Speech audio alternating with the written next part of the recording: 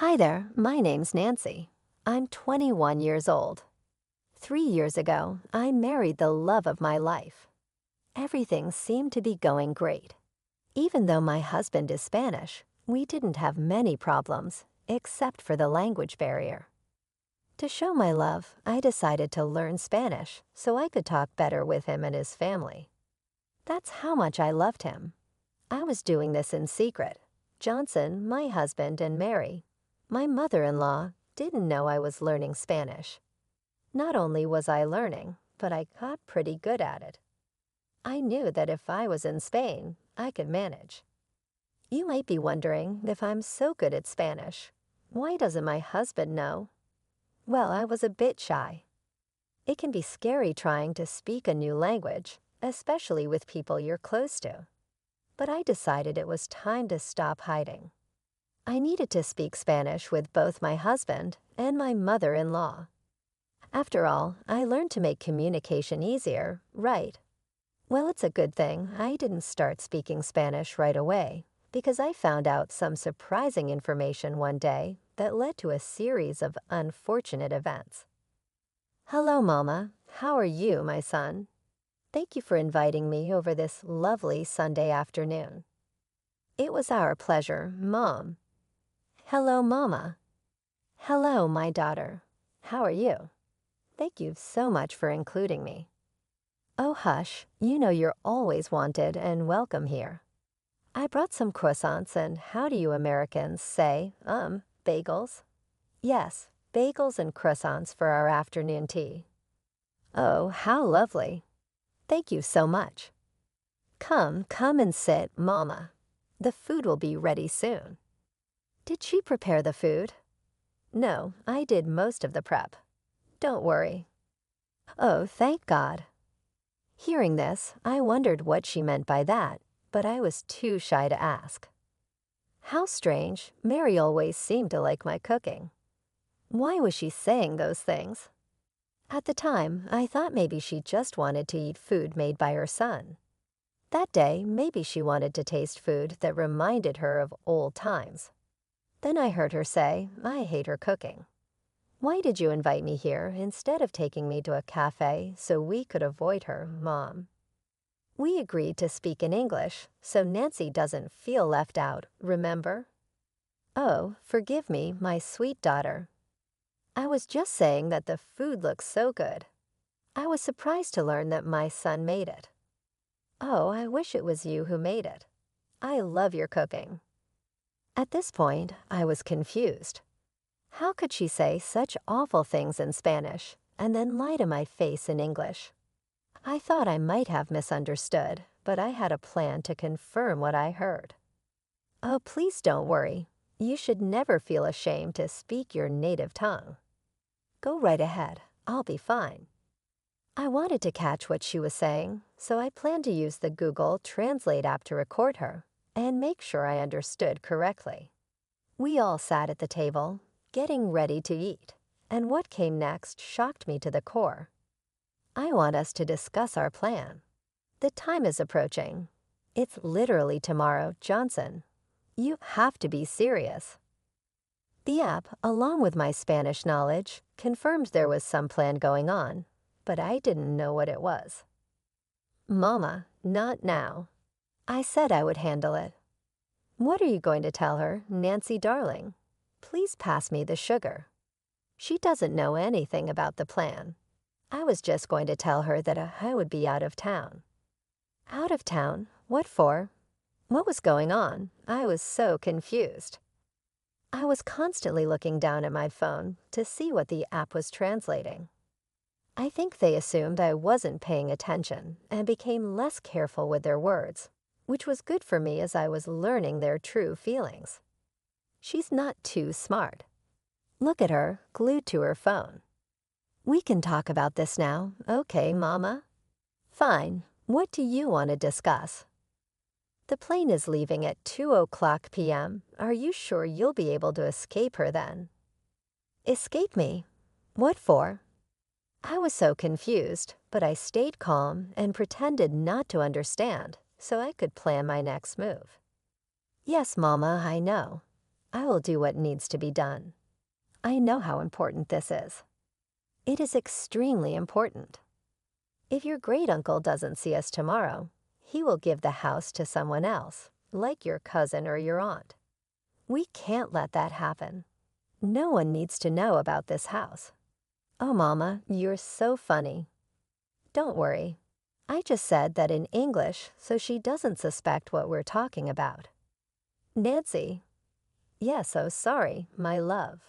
I was just asking who made this delicious tea. It's splendid. Oh, that would be your talented son. I'm afraid I'm not as good as he is when it comes to these things. Oh, darling, your food is amazing. Amazingly terrible, Mom. She'll catch you. She can't catch me. She's too stupid to understand us. I don't know, Mom. She obviously understands some basics. Let's see, Nancy. How much Spanish do you know? At this moment, I knew I had to lie. I said I didn't know much so they would keep exposing themselves, and I could keep learning their true colors. How I managed to stay calm while being insulted still amazes me. I guess I knew it was more important to handle this situation than to get emotional. Right then, I said, oh, I'm still very bad at Spanish. I only know the typical things like buenos dias and como te llamas. But that's it. Oh, that simply won't do, darling. You should learn some more Spanish. Yes, ma'am, I will. Well, it's a good thing for Johnson and me, as we can gossip about you. I'm just, how do you say, kidding with you, mi niño. We would never do that to you. Are we doing it right now? Yes, which makes this extra funny. They laughed, and I kept using Google Translate. I also checked other apps, websites, and forums to see if what they were saying was correct. I got about 99% confirmation from these sources. Now that I knew they clearly didn't like me and were making fun of me, I had to gather as much information as possible. Even though their insults were hurting me, the next thing I heard shattered my resolve. As I was saying, this house is extremely important. No one can know about this house. Okay, we need to be the only ones knowing because we could make a lot of money. We can't lose this opportunity. I'm so glad we're doing this. It's a good thing we didn't tell my wife because I don't want to share the spoils. Me neither. Everything needs to go smoothly. Your great-uncle Jack said that whoever contacts him first about this issue will inherit the mansion. So we need to go there physically before anyone else and start working on remodeling and improving the house. I can't wait to have a house in New Hampshire. This is where I'll go to escape my wife and my life here in Mississippi. Sometimes I can't stand her. You know, you're still young, way too young to be married to someone like her. Come and live with me in New Hampshire. You can enjoy your youth with women and booze, have a good time, and then settle down when you're ready. Let's leave this place. Honestly, Mama, I think you're right. I couldn't believe what I was hearing. I felt tears welling up. Excuse me, what's wrong? Is everything okay? Yes, I just need to get something from the kitchen. I couldn't listen to them anymore. I needed to collect myself and not make a scene. How could they say those awful things with me right there in the room? Did they have no shame? I was so upset I began pacing up and down the kitchen. And then I saw my mother-in-law's purse sitting on the counter. I decided to look inside and take her phone. Luckily, it was unlocked. I opened her WhatsApp and sent Uncle Jack's number to my phone. I quickly deleted the text from her phone, so it looked like nothing happened. It felt like I was acting on instinct. I didn't know why I did it, but I was glad because I was now planning to get back at them. I returned to the dining room where the conversation was still going on. They seemed to be talking about the same thing. So tomorrow we leave for vacation. I think it's well-deserved because of all the hard work we've been doing. I second that. We deserve this break. Is everything okay? Yes, honey, we were just talking about the weather and how it's a perfect day to go relax somewhere. Would you like us to do that? Maybe not today. See, no, okay. When would you like to go then? Maybe tomorrow? Both Mary and Johnson froze slightly. I was looking for their reaction and noticed it. I don't think tomorrow will be possible. I asked Scene to help me with some things around the house. Oh, what things? Why is she asking so many questions? Just to move things around. I can help too if you like. That won't be necessary. See how nosy she is being? I don't like it one bit. Do you see why you have to leave this place? Don't worry, Mama, I've got this handled. I still managed to keep a smile despite knowing what they were saying. I was looking forward to my plan for revenge. I continued recording their conversations until the very end to make sure I had all the details. As I mentioned before, my Spanish was getting pretty good, but I still wanted to make sure I got the right information. That night, I snuck away to the bedroom and went to the office to do some more investigating. I replayed the audio, and sure enough, my doubts about my accuracy were gone. From this whole ordeal, I learned that there was a vacation planned for tomorrow to go and claim a house from Great Uncle Jack, and that these people apparently hated me and were planning to leave. A bonus piece of information I got was when I went to the kitchen to pace. I had left my phone, which was still recording, in the room with my husband and mother-in-law, and I managed to pick up some more useful information. The conversation consisted of Mary asking Johnson about his computer password because she wanted to change some aspects of their flight. I managed to get the password and flight details. I must have hit the jackpot. I logged into Johnson's computer, and sure enough, there were flight details on the website where he booked the tickets. Feeling very sneaky and devious, I may or may not have changed their flight details, pushing their flight to the day after tomorrow.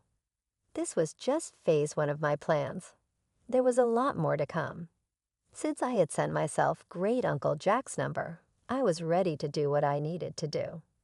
Hello, Uncle Jack. It's Nancy. Oh, hello, darling. How are you doing? Is everything okay? Well, no, not really. I went into great detail, explaining what had happened that day. I even sent him the audio recording as proof, because without it, I doubt he would have believed me. We cut the call so he could listen to the voice recordings, and we talked again after. After he finished listening, wow, I don't even know what to say. How could Mary and Johnson do this? They were such sweet and innocent people when they were younger. How could they do this to you? To me? I know it's a lot to take in. It was shocking to me, too. You have indeed improved your Spanish. Well done. Thanks, Jack, but now that we know this, what do we do? Well, obviously, they're not going to get the house. That's a fact. After hearing all of this, there is no way that I would never give such a valuable and honorable gift to people who plan to ruin it with their evilness and foolishness. Okay, I get it. It's your house, and you have every right to do what you want with it. Yes, I do. From now on, I will ignore their calls. Let's see how they feel about that. Thanks again for bringing this to my attention.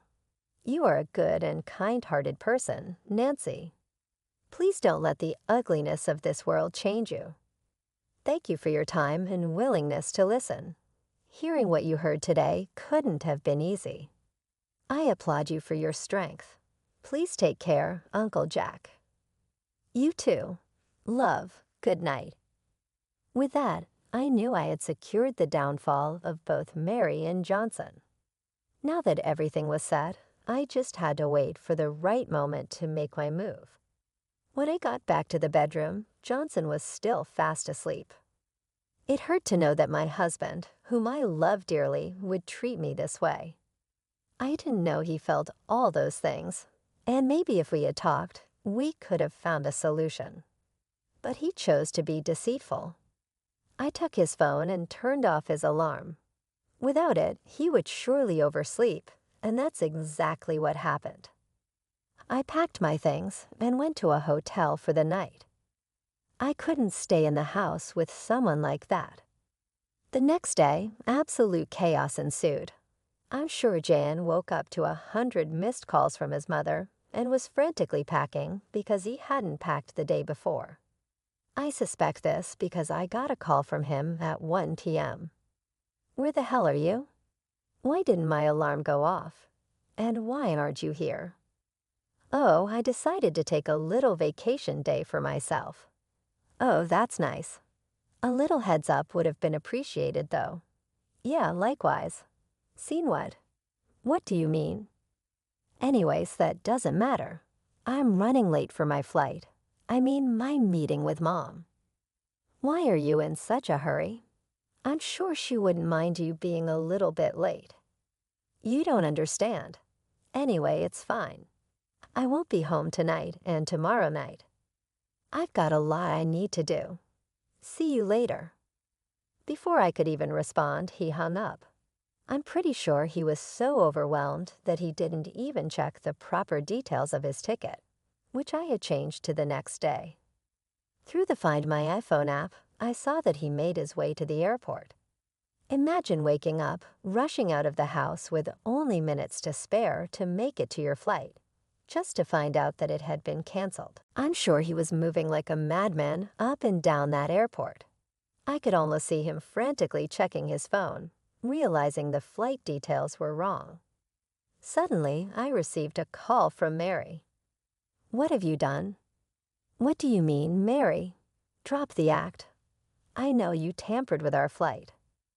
If by tamper you mean change the date, then yes, that's exactly what I did. Why would you do that? I was trying to help you guys out. Didn't you say you wanted John's help with moving some stuff around? I noticed that you had the flight booked for today, the same day John was supposed to help you. So I decided to change some things. You're welcome. Johnson, come and talk to your wife before I reach through the phone and strangle her. Johnson grabbed the phone. Listen here, Nancy. I don't know what you've done, but whatever it is, stop it right now. Uncle Jack still isn't answering his phone. Try again, Mary said, her voice shaking with frustration. He isn't answering his phone because he doesn't want to speak with you too, I replied calmly. You understand us? Johnson asked, sounding shocked.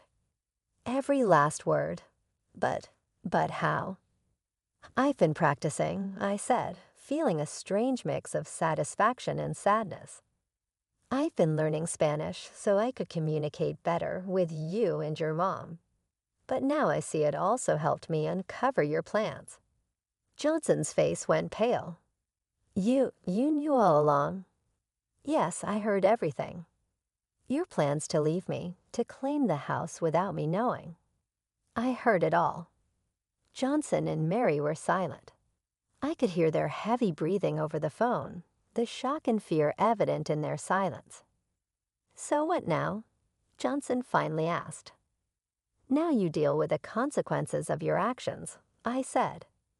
I already spoke to Uncle Jack. He knows everything. You won't be getting that house.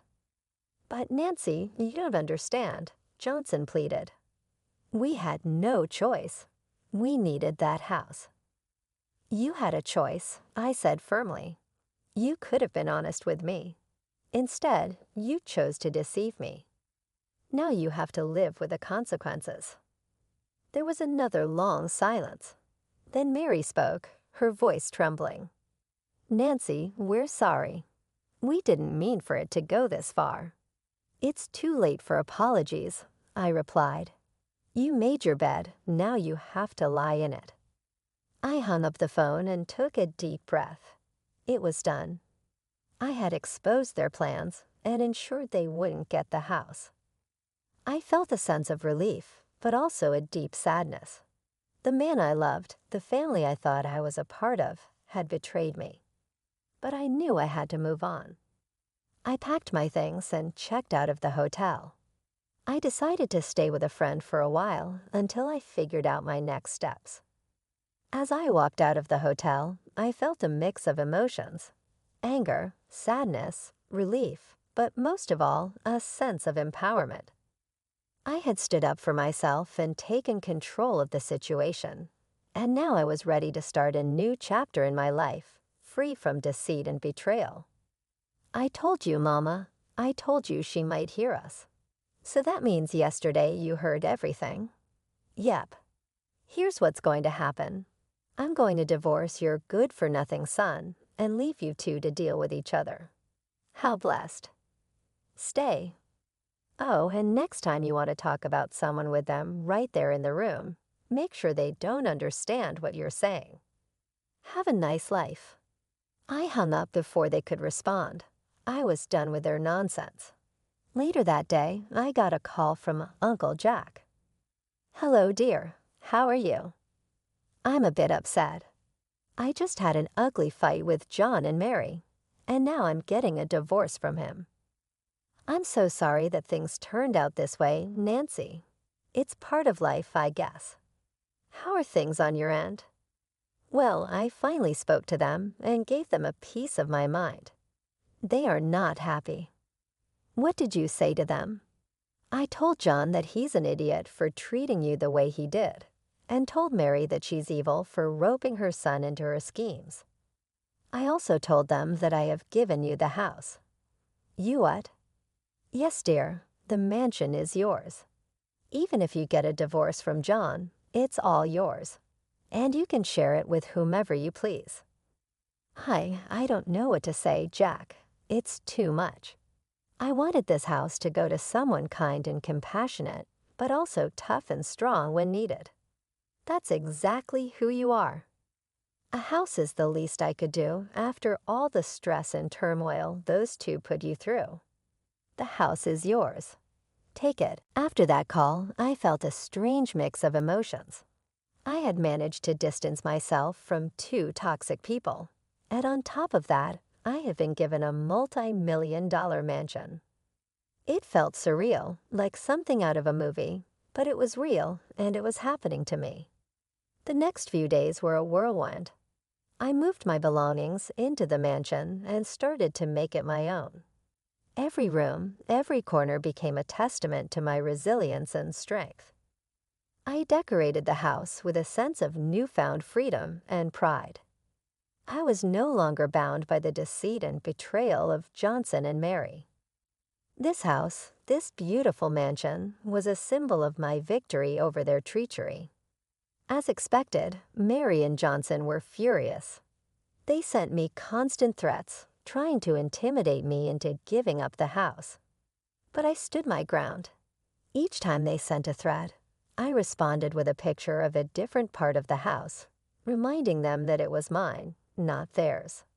I wanted them to see what they had lost, to feel the sting of their own actions. Revenge never felt so sweet. One evening, as I was sitting in the grand living room, surrounded by the opulence of the mansion, I reflected on everything that had happened. I thought about how much I had loved Johnson, how I tried to learn Spanish to communicate better with him and his family. I remembered the hurtful things they had said about me, their plans to leave me out of their lives. It had been a painful journey, but I had come out stronger on the other side. I received another call from Uncle Jack. Hello, dear. I just wanted to check in and see how you're doing. I'm doing well, Jack. Thank you for everything. The house is beautiful. I'm glad you like it. You deserve it after everything you've been through. I appreciate that. It means a lot to me. You know, Nancy, I've been thinking. Maybe you should consider staying in Spain for a while. You could use a change of scenery, and it might help you heal. That's a good idea, Jack. I think I will. Thank you for the suggestion. As I hung up the phone, I felt a sense of peace wash over me. The future was uncertain, but I knew I had the strength to face whatever came my way. I had overcome betrayal and heartbreak, and I had emerged victorious. This mansion was not just a house. It was a symbol of my resilience, my strength, and my ability to overcome any obstacle. In the end, I realized that the best revenge was living well. I had a beautiful home, a supportive family in Uncle Jack, and a bright future ahead of me. Mary and Johnson could stew in their own bitterness and regret, but I was moving forward with my life. And that, I knew, was the greatest revenge of all.